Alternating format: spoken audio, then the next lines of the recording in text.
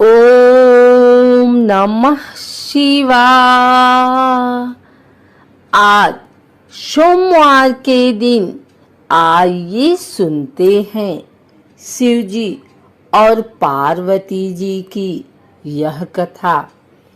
एक समय की बात है, किसी नगर में एक साहूकार रहता था। उसके घर में धन की कोई कमी नहीं थी, लेकिन उसकी कोई संतान नहीं थी। इस कारण वह बहुत दुखी था।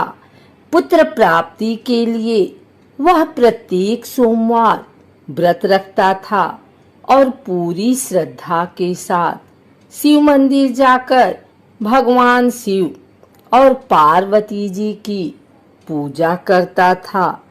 उसकी भक्ति देखकर एक दिन माँ पार्वती प्रसन्न हो गई और भगवान शिव से उस साहूकार की मनोकामना पूर्ण करने का आग्रह किया।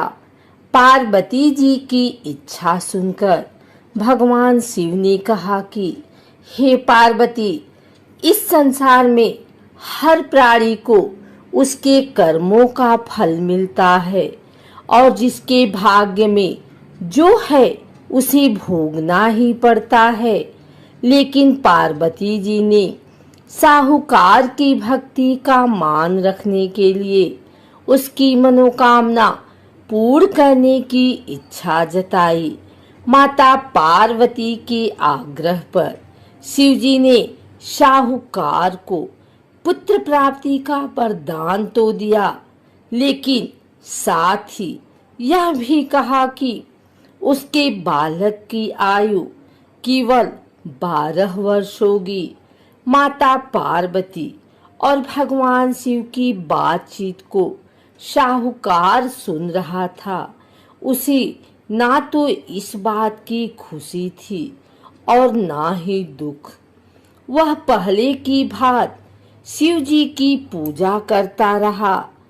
कुछ समय के बाद साहूकार के घर एक पुत्र का जन्म हुआ। जब वह बालक 11 वर्ष का हुआ तो उसे पढ़ने के लिए काशी भेजा गया।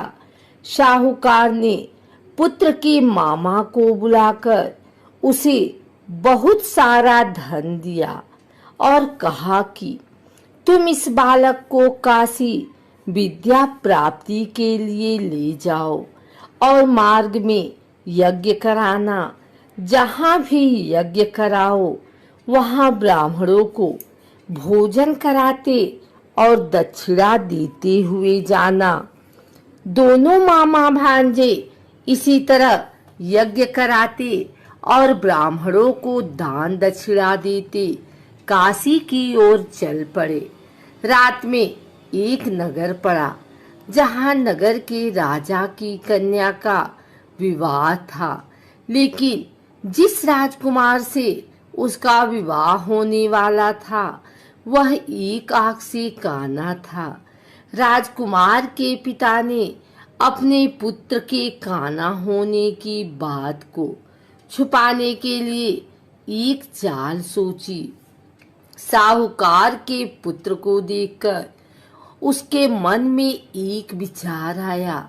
उसने सोचा, क्यों न इस लड़के को दूल्हा बनाकर राजकुमारी से विवाह करा दूं। विवाह के बाद इसको धन देकर विदा कर दूंगा और राजकुमारी को अपने नगर ले जाऊंगा। लड़के को दूल्हे के वस्त्र पहनाकर राजकुमारी से विवाह कर दिया गया। लेकिन साहूकार का पुत्र ईमानदार था। उसे यह बात न्याय संगत नहीं लगी। उसने अवसर पाकर राजकुमारी के चुन्नी के पल्ले पर लिखा कि तुम्हारा विवाह तो मेरे साथ हुआ है, लेकिन जिस राजकुमारी के संग तुम्हें भेजा जाएगा वह एक आंख से काना है। मैं तो काशी पढ़ने जा रहा हूँ। जब राजकुमारी ने चुन्नी पर लिखी बातें पढ़ी तो उसने अपने माता पिता को यह बात बताई। राजा ने अपनी पुत्री को विदा नहीं किया, जिससे बारात वापस चली गई। दूसरी ओर शाहूकार का लड़का और उसका मामा काशी पहुंचे और वहां जाकर उन्होंने यज्ञ किया। जिस दिन लड़के की आयु 12 साल की हुई, उसी दिन यज्ञ रखा गया। लड़के ने अपने मामा से कहा कि मेरी तबीयत कुछ ठीक नहीं है। मामा ने कहा कि तुम अंदर जाकर सो जाओ। शिव जी के वरदानुसार कुछ ही देर में उस बालक के प्राण निकल गए। मृत भांजे को देख उसके मामा ने विलाप शुरू किया। संयोगवश उसी समय शिव जी और माता पार्वती उधर से जा रहे थे। पार्वती ने भगवान से कहा, स्वामी, मुझे इसके रोने के स्वर सहन नहीं हो रहा। आप इस व्यक्ति के कष्ट को अवश्य दूर करें। जब शिव जी मृत बालक के समीप गए तो वह बोले कि यह उसी साहूकार का पुत्र है जिसे मैंने 12 वर्ष की आयु का वरदान दिया। जब इसकी आयु पूरी हो चुकी है, लेकिन मातृभाव से विभोर माता पार्वती ने कहा कि हे महादेव, आप इस बालक को और आयु देने की कृपा करें, अन्यथा इसके वियोग में इसके माता पिता भी तड़प तड़प कर मर जाएंगे। माता पार्वती के आग्रह पर भगवान शिव ने उस लड़के को जीवित कर दिया। शिव जी की कृपा से वह लड़का जीवित हो गया। शिक्षा समाप्त करके लड़का मामा के साथ अपने नगर की ओर चल दिया। दोनों चलते हुए उसी नगर में पहुंचे जहां उसका विवाह हुआ था। उस नगर में भी उन्होंने यज्ञ का आयोजन किया। उस लड़के के ससुर ने उसे पहचान लिया और महल में ले जाकर उसकी खातिरदारी की और अपनी पुत्री को विदा किया। इधर साहूकार और उसकी पत्नी भूखे प्यासे रहकर बेटे की प्रतीक्षा कर रहे थे। उन्होंने प्रण कर रखा था कि यदि उन्हें अपने बेटे की मृत्यु का समाचार मिला तो वह भी प्राण त्याग देंगे।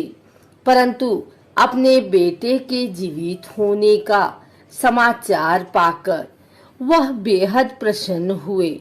उसी रात भगवान शिव ने व्यापारी के स्वप्न में आकर कहा, हे श्रेष्ठी, मैंने तेरे सोमवार के व्रत करने और व्रत कथा सुनने से प्रसन्न होकर तेरे पुत्र को लंबी आयु प्रदान की है।